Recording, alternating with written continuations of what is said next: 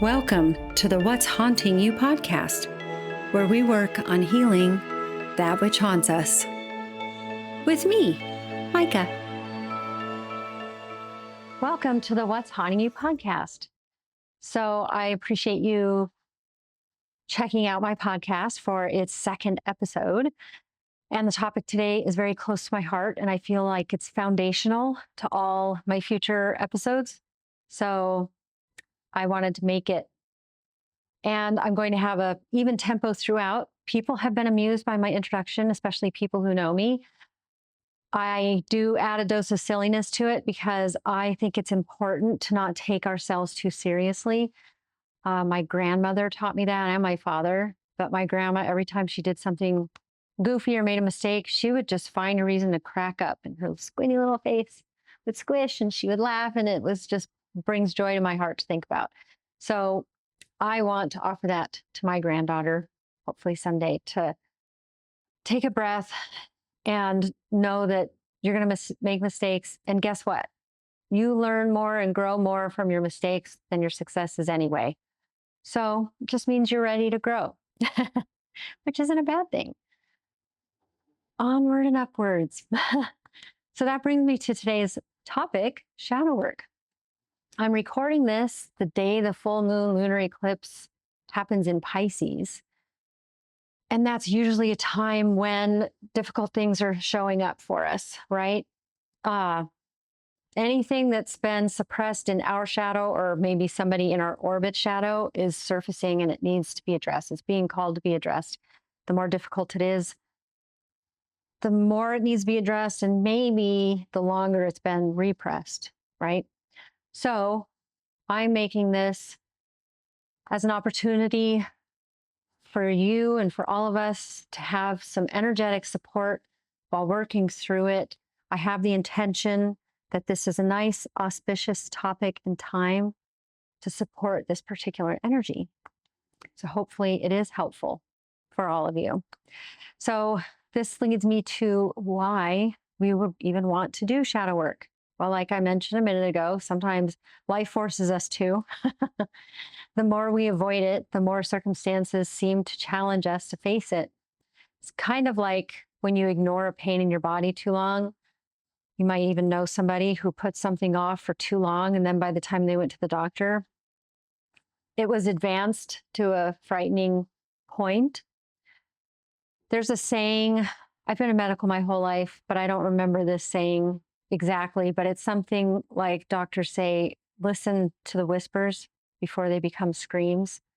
Because once the screams happen, it's so much harder to go backwards and try to heal something than to just address something the second it's coming up for you. And sometimes you just need a little bit of gentleness to work through something, and then it never will have to scream at you. And that includes our psyche. But our body does speak to us about our psyches too. And I'll get into that later too. There's a level of peace that you can gain when you do shadow work. I tend to over-intellectualize anyway. That's one of my coping mechanisms. But for me, the more I think about something, the more I understand it, the more I can let it go. And the easier it is for me to forgive if I feel it's appropriate to forgive. But to let it go is what's most important, because hanging on to stuff does eat away at you physically, not just mentally and emotionally. And that self-awareness can also help you create better boundaries. It helps you learn how to become more capable of giving and receiving all of the good things in life. Sometimes people are people pleasers and they're overgiving and they don't know how to receive in a healthy way.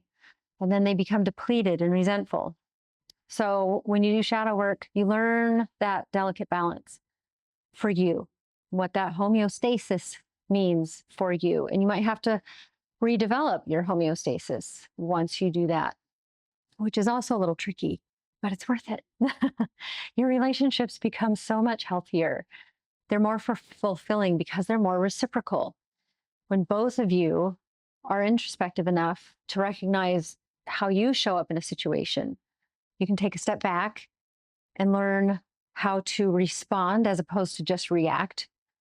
And when you are responding, you're working in the frontal lobe. You are in your nervous system, the parasympathetic nervous system that helps you be more cognitive of every aspect and all the nuance that's happening in a situation. When you react, you're hijacked, you're in your sympathetic nervous system, and you're in that fight, flight, freeze, or fawn state, which helps you in no way. It might help you when you are in immediate threat. Yes, absolutely. If your life or health is in an immediate danger, then yes, it is very useful.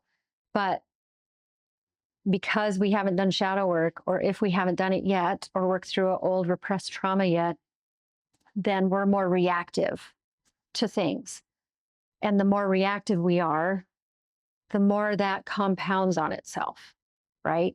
So when you get to a space of being able to take a step back and you feel that reaction, but you're able to hold it long enough to take a breath and give it some thought and know to approach the situation with a little bit more self-awareness so that you're not just feeling like you're going to have to defend yourself if somebody says something to you that you might not want to hear, but you can hear it and say, yes, I see that. And, you know, it's just makes your life so much easier just to rip the Band-Aid off and just handle it as it comes up, right? So I want to talk about specifically, though, what the shadow is. For me, if I were to sum it up, I'd say in simple terms, it's the rejected part of ourselves where our deepest shame resides.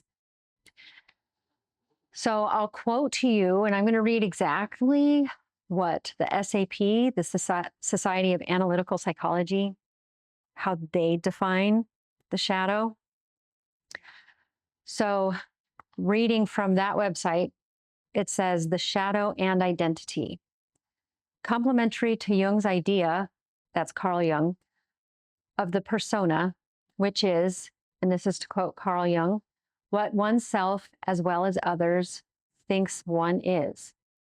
The, quote, shadow is that hidden, repressed, for the most part, inferior and guilt-laden personality whose ultimate ramifications reach back into the realm of our animal ancestors.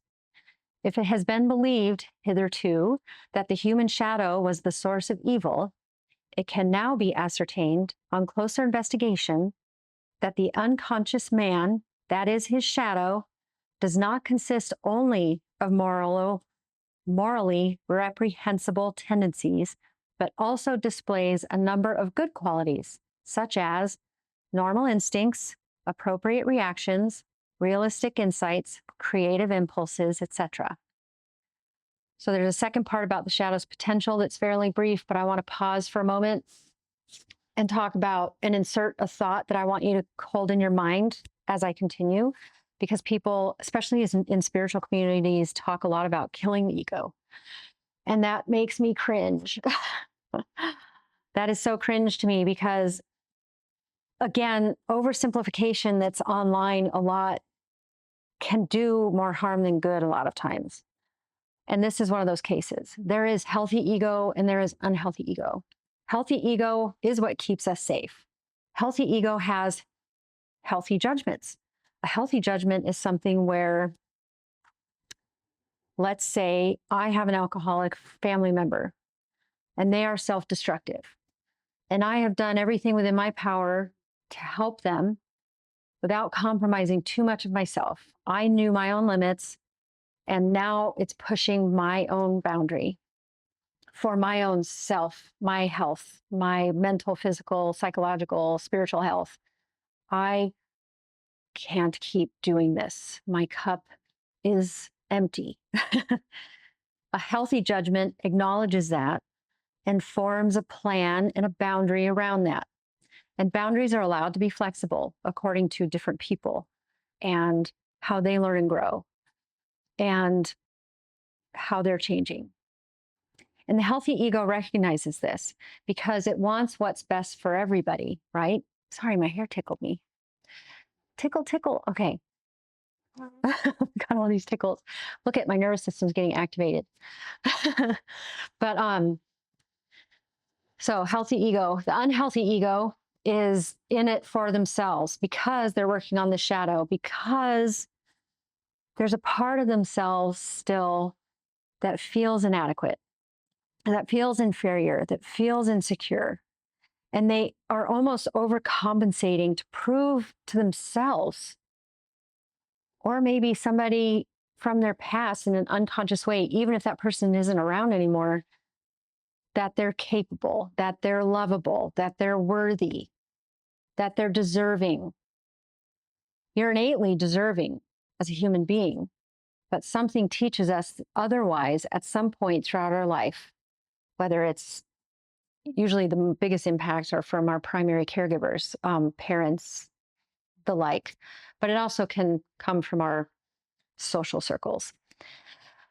Well, that's where the unhealthy shadow comes from, the unhealthy ego, because it's an animal instinct. We're in our, again, that aspect of our fight, flight, or freeze nervous system, and we're not thinking clearly with our entire brain and the entire encompassing aspects of what it is to be part of humanity and the collective consciousness.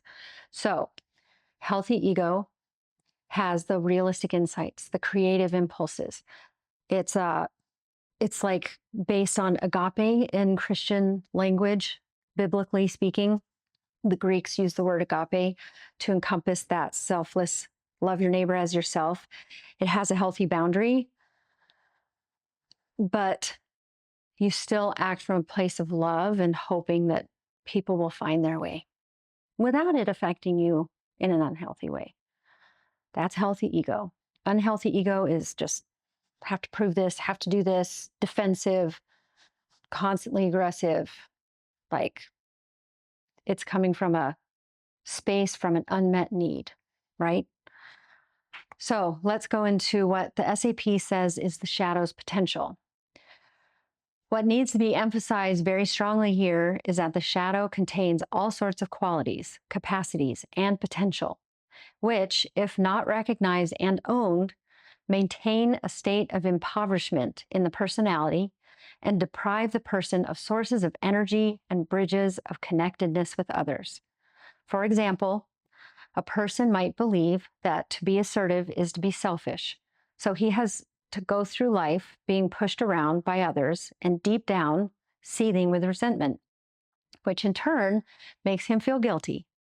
In this case, his potential for assertiveness and his resentment both form part of his shadow. Analysis might challenge his value system, track it back to its origins, help him to become more embodied and thereby more in touch with his needs, and open up areas of choice, which would probably lead to his resentment diminishing. End quote. So this is basically telling us that emotions and certain behaviors, such as jealousy, rage, being overly self-involved, projecting on other people, are all areas where shadow work needs to be done. They're all also, you can think of them as pathways to discovering what in you is being repressed or denied, and most importantly, where your greatest potential lies. When I have something like this happen, what I have started to see is, after all the work I've done over the years, because shadow work is never over, there's a new layer. And remember that part of you, that like the shadow part, is the most permanent part of the brain. It's the most permanent neural pathways in the brain. So you are learning to create new neural pathways. So those entrenched neural pathways will always be there because they're there from developmental ages. And those are the most permanent ones. But we have the power to create new ones. And creation comes from healthy ego and working through our shadow and being aware of our potential and what we're capable of. Even if we haven't gotten there yet, me doing this video is part of me working on my shadow. And I'll explain why in a little bit. But triggers for me is an opportunity. Sorry, I didn't mean to do that. What unmet need is driving this feeling is the question I ask myself. And I might know immediately why I'm behaving the way I do, and I have to put my unhealthy, wounded child ego aside and acknowledge, especially the more important the relationship is to me, like with Jim. And I'll say, okay, I recognize I was saying this, or I did this, or it came across this way. And that's because XYZ. It's about me and it's not about you. And I apologize because I do recognize that I blah, blah, blah. But it brings us closer and it allows me to be more aware so that I can avoid that in the future, hurting him further. But he also recognizes what's happening also because he's getting to know me better. And he can more come from a space of being lovingly mention what's going on because you sounded a little like this or you did this or so there's something deeper happening here and he's less likely to get defensive as well. So I want to make an aside here that social and cultural influences can play a significant role. Like for me, religious trauma is a core thing for me. So keep that in mind when you're considering looking for help. Consider looking for a licensed trauma informed therapist because a trauma informed coach would also be recommended. I'll give an example why being trauma informed is important, but also keep in mind your own background socially and culturally when you're looking into who you would want to help support you through whatever healing process you're going through. Um, Before I get into this example of what can go wrong and why it's important to get the right help, the right person to help you, the right support, let me start by saying keep in mind throughout this part also, licensed therapists work on the past and the present, and coaches work on the future and present. Okay. So if you didn't know which to see, psychologists focus more on talk therapy and they may recommend a medication to your primary care doctor or a psychiatrist if you're seeing one, but only psychiatrists can prescribe medication. But either one is sufficient. It's your call as to which direction you feel you need to go. Nobody should be making that decision but you. But I'm going to go into more depth as to give you an idea of how to navigate that and how to know who you need to maybe see depending on where you're at in your journey. But again, licensed therapists help you work through something that's from the past that you know is impacting your present in a debilitating way to where you feel like you can't move forward or you need to shift something in your life. And you know that that is nagging at you. And until you address that, you're not going to be able to. That's licensed therapists, medical health professionals. Coaches are there to help support your goals. So you and a therapist may come up with homework or goals or something to do, and a coach holds you accountable. A coach helps you like really nail down how do we make this goal. They are more, let's look at where you're at now and where you want to go, focused. And they're not going to delve into the psyche. Okay. So I saw a podcast interview that triggered me. And I know if you've seen my other YouTube videos, there's one, I mentioned it in another one I did a while back. So I'm sorry if this sounds redundant to you, but I need to bring it up as an example again with the shadow work podcast because I'm going to get deeper as to psychologically speaking why it was a problem. This woman who called herself an astrologer and shadow coach was being interviewed by two podcasters that I liked to listen to. And I don't, forgive me, but I don't remember the exact verbiage, but essentially what I was hearing was the client was talking about how there are aspects of her psyche that she feared or that she couldn't relate to. She was having trouble with those. And the coach recommended, God bless her, with the best of intentions, to name each one so that she could maybe not, they wouldn't be as fearful to her. And I get why or where she was trying to go with that. But when you aren't trained in a specific way, and I was a mentor in trauma psychology for 5 years, which is why I feel so passionately about this. But if you're not trauma informed, you know that you are delving into somebody's psyche. The second you, the client mentioned her psyche, and that should have put a pause in the entire session, period, end of story.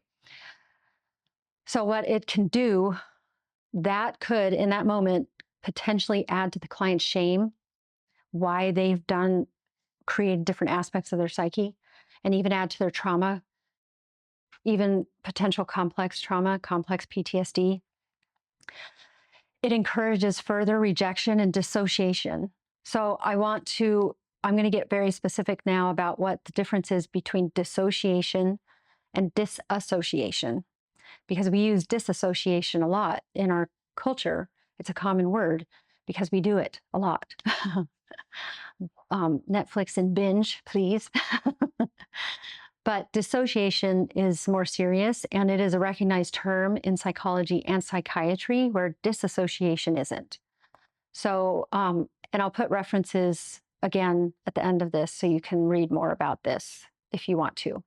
But understanding dissociation refers to a mental process where a person disconnects from their thoughts, feelings, memories, or sense of identity.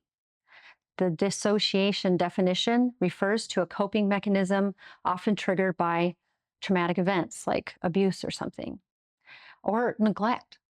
Dissociation can range from mild detachment to severe cases where it disrupts daily life. Symptoms of dissociation might include memory loss, like amnesia even, forgetting specific time periods, events, or personal information. I think anybody with CPTSD or PTSD is familiar with this. I still have memory loss that I likely won't ever get back, but my body did it to protect me. And all of these things happen in the moment to protect you, but then they become debilitating when you're no longer in that circumstance, because your body and brain don't always know they don't know normal. They don't know how to go to a natural homeostasis. And you need support and direction in understanding how to do that, because you don't know any other way. You need a blueprint of sorts. Another symptom, out-of-body experiences, feeling as though you're watching yourself from outside your body.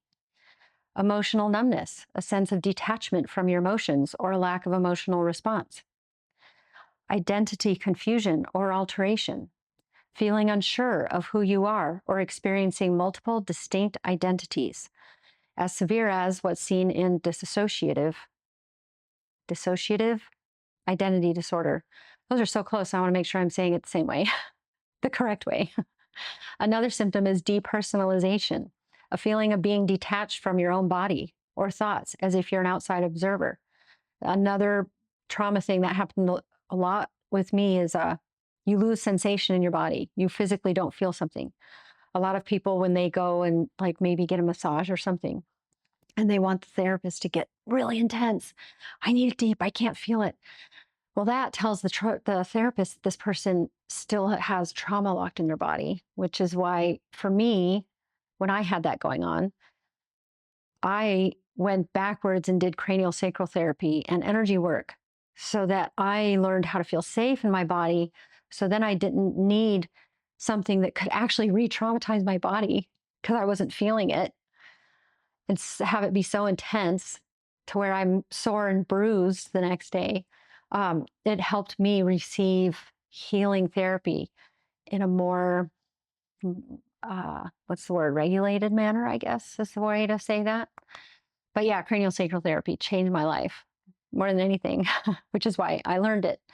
Derealization, a feeling that the world around you is unreal, dreamlike, or distorted.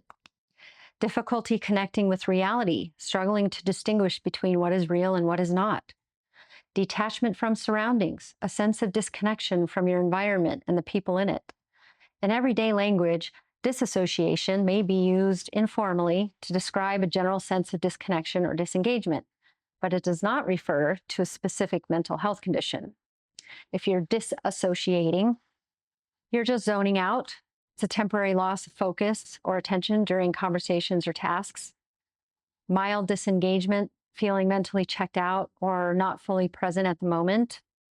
I want to also mention that with zoning out, sometimes that's a go-to for creatives because it actually can help you access a creative part of your brain. It's kind of like you move into a place of stillness, and it can be almost like a meditative thing.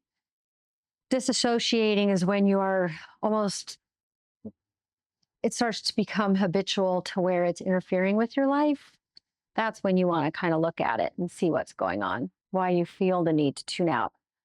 And those are little micro things that you can sometimes, again, the earlier you address these disassociations, if they start to become too prominent before they become dissociations.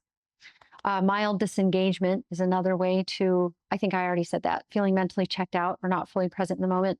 But temporary disconnect is another symptom of disassociating, where you momentarily feel disconnected from your surroundings, often due to boredom or fatigue. So if you understand these distinctions and then you reflect back on the advice given to the client by the coach, you can see how it could exacerbate any pre-existing mental health condition that this client likely already has. And PTSD, unresolved trauma, is a mental health condition. So you can also see that this was the opposite of integrating aspects of the psyche, which is the core of shadow work. This was bordering behavioral health therapy from an unlicensed practitioner, though. I'm not a licensed practitioner, so I can't say for sure. But in my training, I feel like it would be. As an alternative healer, and I use that term loosely because I don't like that term specifically because we facilitate healing, but we aren't doing your healing for you. But alternative healing practitioners are trained to stay in their lane. They have good training and certifications. They're trained to recognize potential issues in a consultation or early on when working with a client. And then we know to stop the session and refer them. And that's something that I'm really good at, especially with my background, long, extensive background in different medical fields. I'm very good at recognizing something early, especially with my trauma background. And I'm very good at triaging. I'm a guide. That's what I'm good at. Somebody can come and present something with me, and I might have one session with them to help ascertain a little bit more and help them get to a certain goal. But then I'm really good at saying, you know, XYZ might be a good next step for you to look into, see if it resonates with you. But that's another reason why I like to do initial consultations at no charge for free, because briefly, really brief ones, because it kind of gives me a sense, it gives us both a sense of it would be reciprocal, if I would be able to help them at all, or if I feel like maybe something else might be a better idea for them. My favorite doctors all do that. You know, anytime I see a doctor and they're like, well, I'm recognizing XYZ, that's not my area of expertise, but I do have somebody that I trust with this. I mean, I respect somebody a lot when they say, this has hit my area of expertise, because that, again, they've done their shadow work. They're not working from an unhealthy ego. They're in healthy ego. They're respecting your boundary, even if you don't know you have one, right? And then they are sending you to somebody that they know would be more helpful to you. And that's how I like to practice, because that's what I want. Coaches should never suggest anything that directly influences the psyche without a license. That is not their place. I can say that as a coach. I did the training for the license, but the license is expensive, so I only have a certification of training. Let's talk about who shouldn't do any kind of shadow work to kind of wrap up this first part, because this is a deep topic. So I'm going to wrap this up and then we'll go to the second part next week. But who shouldn't do any kind of shadow work without the support of a licensed mental health professional? Anyone who knows they have unaddressed and or suppressed trauma, and you know it deep down, Some people think that they can bypass something repressed and still try to get shadow work. And to some degree, that works a little bit. Like you might have some awareness in what you're comfortable working on, and then you work on that and it helps. And that's great. And that's good. It's always good to, even if it's small, it's something, having faith in yourself and recognizing that you need to do something for you or for the people you love that doesn't sacrifice too much of you is healthy ego. And you're already on the right track. But if you're trying to bypass or jump to the integration and peace part without doing the work, without facing it, then you're not going to get the peace or integration. And you're not going to get it without awareness and acceptance of all aspects of our psyche. Well, doing shadow work means embracing everything about ourselves, even the yucky parts that we'd rather not look at. Because when you're doing it, you're also looking at yourself with compassion as you learn to understand what those parts were born from. Because it's usually something awful that wasn't your responsibility or wasn't your fault to begin with. And then also anyone struggling with an addiction should not be doing shadow work at all. If you need help with anything, but you're not ready to face the addiction part, you should still see a licensed therapist to help you through that and address addiction when they and you both agree it's time. If you have a serious mental health illness of any sort, any issue, whether it's diagnosed or not, anything from severe anxiety to a diagnosis, you would want to have the support of a licensed therapist. So in the next episode, we're going to address how to know when it's a good time to do shadow work, when is the best time it's going to help you along your journey of healing, and how to notice those opportune moments better and easier and quicker to get through them smoother. And I'll give, as an example, a brief look into my own journey of shadow work and how it really started to come into my awareness that I was even doing shadow work, or that I was supposed to, even if I didn't have the verbiage yet. Now, in retrospect, I'm like, hey, I was doing shadow work and didn't realize it.